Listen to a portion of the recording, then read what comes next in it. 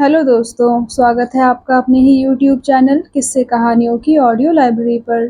अभी हम सुन रहे हैं मुंशी प्रेमचंद द्वारा रचित उपन्यास कायाकल्प का भाग 21। तो चलिए सुनते हैं आज का भाग। राजा विशाल सिंह की मनोवृत्तियां अब एक ही लक्ष्य पर केंद्रित हो गई थी और वह लक्ष्य था मनोरमा। वह उपासक थे, मनोरमा उपास्य थी। वह सैनिक थे, मनोरमा सेनापति थी। वह गेंद थे, मनोरमा खिलाड़ी थी। मनोरमा का उनके मन पर, उनकी आत्मा पर संपूर्ण आधिपत्य था। वह अब मनोरमा की ही आँखों से देखते, मनोरमा के ही कानों से सुनते और मनोरमा के ही विचार से सोचते थे। उनका प्रेम संपूर्ण आत्मसमर्पण था। मनोरमा की ही इच्छा अब उनकी इच्छा है। मनोरमा के ही विचार अब उनके विचार हैं। उनके राज्य विस्तार के मंसूबे गायब हो गए। धन से उनको कितना प्रेम था। वह इतनी किफ़ायत से राज्य का प्रबंध करना चाहते थे कि थोड़े दिनों में रियासत के पास एक विराट कोष हो जाए। अब वह हौसला नहीं रहा। मनोरमा के हाथों जो कुछ खर्च होता है वह श्रेय है। अनुराग चित्त की वृत्तियों की कितनी काया पलट कर सकता है। अब तक राजा विशाल सिंह का जिन स्त्रियों से साबिका पड़ा था, वे ईर्ष्या, द्वेष, माया मोह और राग रंग में लिप्त थी। मनोरमा उन सबों से भिन्न थी। उसमें सांसारिकता का लेश भी न था। न उसे वस्त्राभूषण से प्रेम, न किसी से ईर्ष्या या द्वेष। ऐसा प्रतीत होता था कि वह स्वर्ग लोक की देवी है। परोपकार में उसका ऐसा सच्चा अनुराग था कि पग पग पर राजा साहब को अपनी लघुता और क्षुद्रता का अनुभव होता था और उस पर उनकी श्रद्धा और भी दृढ़ होती जाती थी। रियासत के मामलों या निज के व्यवहारों में जब वह कोई ऐसी बात कर बैठते जिसमें स्वार्थ और अधिकार के दुरुपयोग या अनम्रता की गंध आती हो, तो उन्हें यह जानने में देर न लगती थी कि मनोरमा की भ्रुकुटी चढ़ी हुई है और उसने भोजन नहीं किया। फिर उन्हें उस बात को दोहराने का साहस न होता था। मनोरमा की निर्मल कीर्ति अज्ञात रूप से उन्हें परलोक की ओर खींचे लिए जाती थी। उसके समीप आते ही उनकी वासना लुप्त और धार्मिक कल्पना सजग हो जाती थी। उसकी बुद्धि प्रतिभा पर उन्हें इतना अटल विश्वास हो जाता था कि वह जो कुछ करती थी उन्हें सर्वोचित और श्रेष्ठकर जान पड़ता था। वह अगर उनके देखते हुए घर में आग लगा देती तो भी वह उसे निर्दोष ही समझते। उसमें भी उन्हें शुभ और कल्याण की ही सुवर्ण रेखा दिखाई देती। रियासत में आसामियों से कर के नाम पर न जाने कितनी बेगार ली जाती थी, वह सब रानी के हुक्म से बंद कर दी गई और रियासत को लाखों रुपए की क्षति हुई, पर राजा साहब ने ज़रा भी हस्तक्षेप नहीं किया। पहले जिले के हुक्काम रियासत में तशरीफ़ लाते तो रियासत में खलबली मच जाती थी। कर्मचारी सारे काम छोड़कर हुक्काम को रसद पहुंचाने में मुस्तैद हो जाते थे। हाकिम की निगाह तिरछी देखकर राजा कांप जाते थे। पर अब किसी को चाहे वह सूबे का लाट ही क्यों न हो, नियमों के विरुद्ध एक कदम रखने की भी हिम्मत न पड़ती थी। जितनी धांधलियां राज्य प्रथा के नाम पर सदैव से होती आती थी, वह एक एक करके उठती जाती थी, पर राजा साहब को कोई शंका न थी। राजा साहब की चिरसंचित पुत्र लालसा भी इस प्रेम तरंग में मग्न हो गई। मनोरमा पर उन्होंने अपनी यह महान अभिलाषा भी अर्पित कर दी। मनोरमा को पाकर उन्हें किसी वस्तु की इच्छा ही न रही। उसके सामने और सभी चीजें तुच्छ हो गई। एक दिन, केवल एक दिन उन्होंने मनोरमा से कहा था, मुझे अब केवल एक इच्छा और है। ईश्वर मुझे एक पुत्र प्रदान कर देता तो मेरे सारे मनोरथ पूरे हो जाते। मनोरमा ने उस दिन जिन कोमल शब्दों में उन्हें सांत्वना दी थी, वे अब तक कानों में गूंज रहे थे। नाथ, मनुष्य का उद्धार पुत्र से नहीं, अपने कर्मों से होता है। यश और कीर्ति भी कर्मों से ही प्राप्त होती है। संतान वह सबसे कठिन परीक्षा है जो ईश्वर ने मनुष्यों को परखने के लिए गढ़ी है। बड़ी बड़ी आत्माएं जो और सभी परीक्षाओं में सफल हो जाती हैं, यहाँ ठोकर खाकर गिर पड़ती हैं। सुख के मार्ग में इससे बड़ी और कोई बाधा नहीं है। जब इच्छा दुख का मूल है, तो सबसे बड़े दुख का मूल क्यों ना होगी। ये वचन मनोरमा के मुख से निकलकर अमर हो गए थे। सबसे विचित्र बात यह थी कि राजा साहब की विषय वासना संपूर्णतः लोप हो गई थी। एकांत में बैठे हुए वह मन में भांति भांति की मृदु कल्पनाएं किया करते, लेकिन मनोरमा के सम्मुख आते ही उन पर श्रद्धा का अनुराग छा जाता। मानो किसी देव मंदिर में आ गए हों। मनोरमा उनका सम्मान करती, उन्हें देखते ही खिल जाती, उनसे मीठी-मीठी बातें करती, उन्हें अपने हाथों से स्वादिष्ट पदार्थ बनाकर खिलाती, उन्हें पंखा झलती। उनकी तृप्ति के लिए वह इतना ही काफ़ी समझती थी। कविता में और सब रस थे, केवल श्रृंगार रस न था। वह बांकी चितवन जो मन को हर लेती है, वह हाव-भाव जो चित्त को उद्दीप्त कर देता है, यहाँ कहाँ। सागर के स्वच्छ निर्मल जल में तारे नाचते हैं, चाँद थिरकता है, लहरें गाती हैं। वहाँ देवता संध्योपासना करते हैं, देवियाँ स्नान करती हैं। पर कोई मैले कपड़े नहीं धोता। संगमरमर की ज़मीन पर थूकने की कुरुचि किसमें होगी?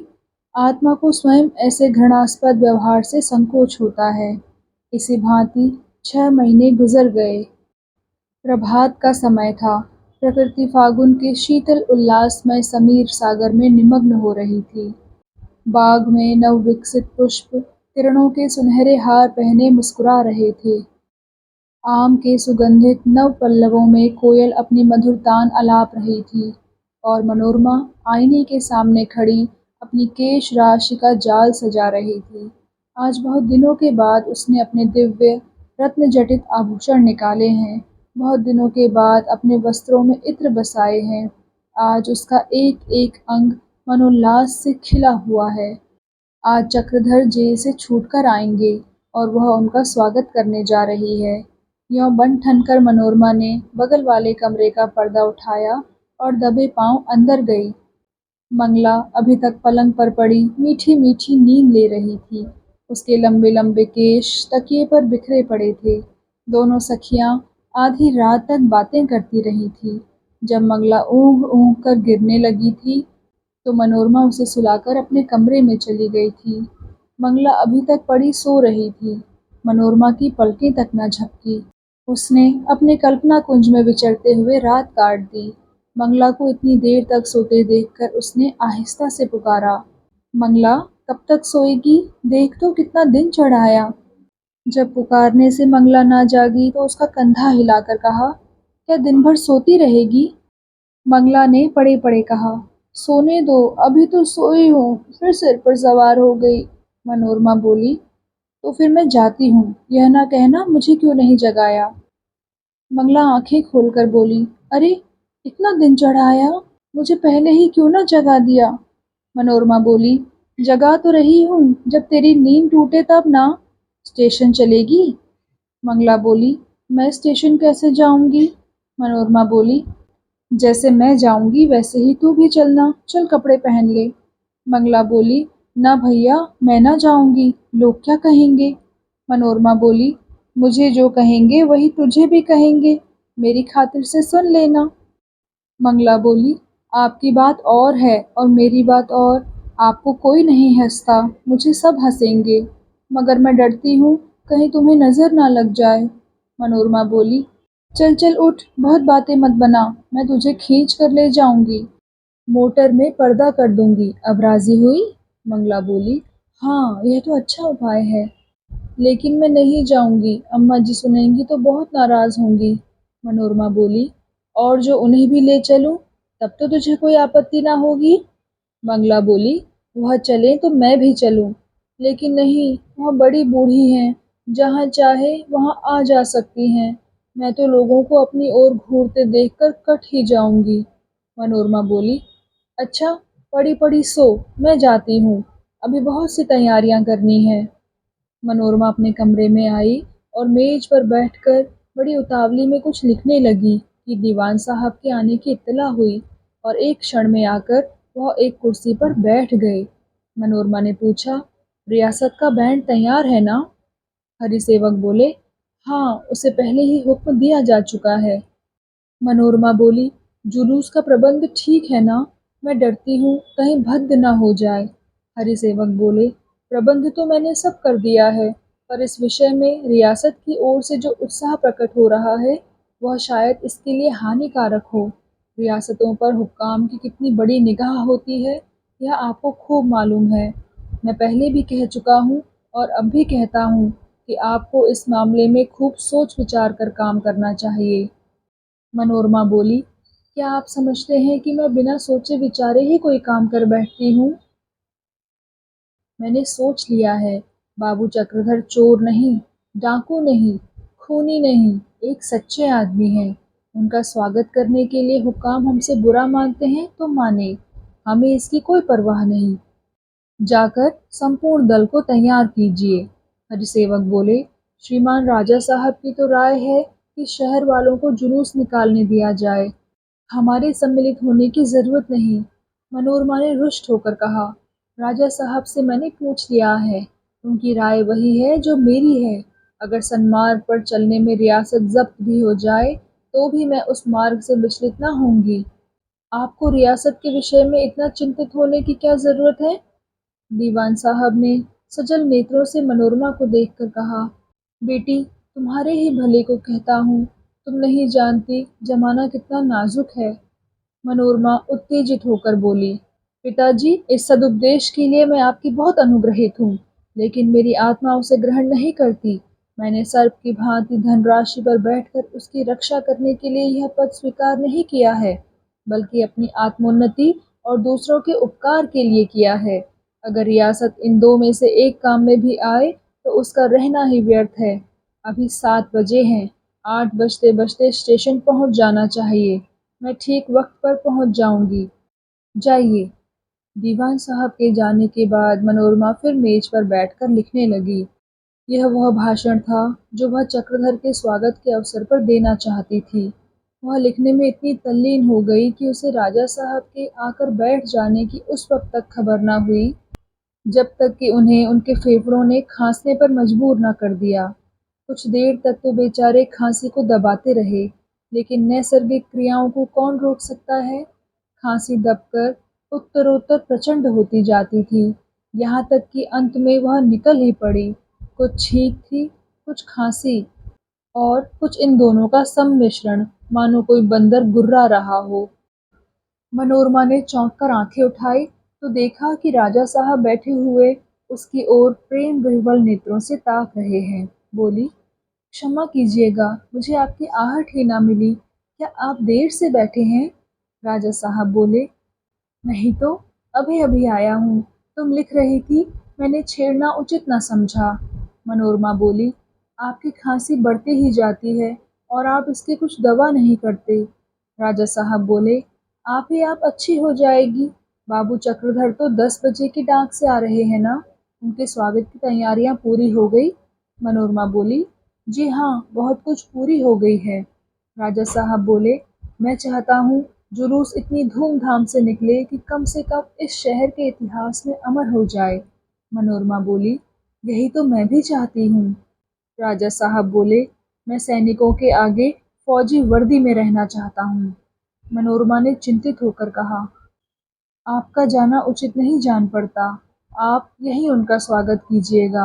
अपनी मर्यादा का निर्वाह तो करना ही पड़ेगा। सरकार यों भी हम लोगों पर संदेह करती है, तब तो वह सत्तू बांधकर हमारे पीछे पड़ जाएगी। राजा साहब बोले, कोई चिंता नहीं। संसार में सभी प्राणी राजा ही तो नहीं है।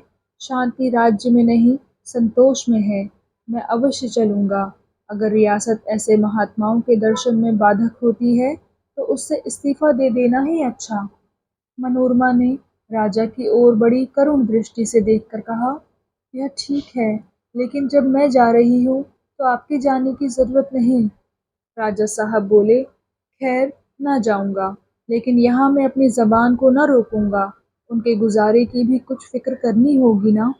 मनोरमा बोली, मुझे भय है कि वह कुछ लेना स्वीकार न करेंगे। बड़े त्यागी पुरुष हैं। राजा साहब बोले, यह तो मैं जानता हूँ, उनके त्याग का क्या कहना।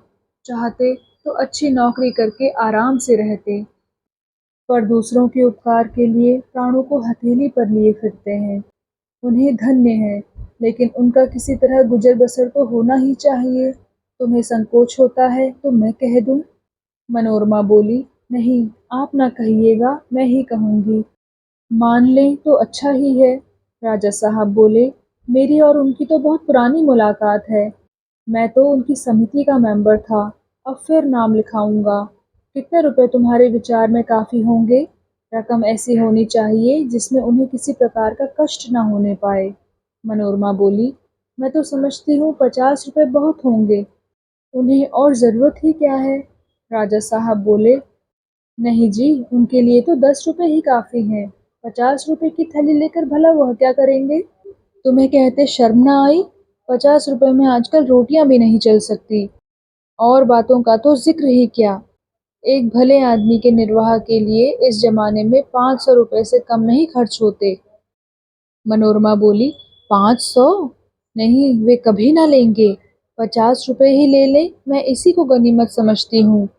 500 का तो नाम ही सुनकर वह भाग खड़े होंगे। राजा साहब बोले, हमारा जो धर्म है वह हम कर देंगे, लेने या ना लेने का उनको अख्तियार है। मनोरमा फिर लिखने लगी, और यह राजा साहब को वहां से चले जाने का संकेत था। पर राजा साहब ज्यों के त्यों बैठे रहे। उनकी दृष्टि मकरंद के प्यासे भ्रमर की भांति मनोरमा के मुख कमल का माधुर्य रसपान कर रही थी। उसकी बाकी अदा आज उनकी आंखों में खूबी जाती थी। मनोरमा का श्रृंगार रूप आज तक उन्होंने न देखा था। इस समय उनके हृदय में जो गुदगुदी हो रही थी वह उन्हें कभी न हुई थी। दिल थाम थाम कर रह जाते थे। मन में बार बार एक प्रश्न उठता था, पर जल में उछलने वाली मछलियों की भांति फिर मन में विलीन हो जाता था। प्रश्न था, इसका वास्तविक स्वरूप यह है या वह?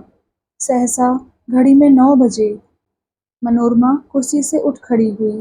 राजा साहब भी किसी वृक्ष की छाया में विश्राम करने वाले पथिक की भांति उठे और धीरे धीरे द्वार की ओर चले। मनोरमा ने करुण कोमल नेत्रों से देखकर कहा, अच्छी बात है, चलिए, लेकिन पिताजी के पास किसी अच्छे डॉक्टर को बिठाते जाइएगा, नहीं तो शायद उनके प्राण न बचें। राजा साहब बोले, दीवान साहब रियासत के सच्चे शुभचिंतक हैं। तो दोस्तों, कैसा लगा आपको आज का भाग? कृपया कमेंट सेक्शन में आकर ज़रूर बताइएगा। और अगर आपने अभी तक इस चैनल को सब्सक्राइब नहीं किया है तो कृपया सब्सक्राइब भी ज़रूर कर लीजिएगा। मैं मिलती हूँ आपसे इसी कहानी के अगले भाग के साथ। तब तक के लिए धन्यवाद।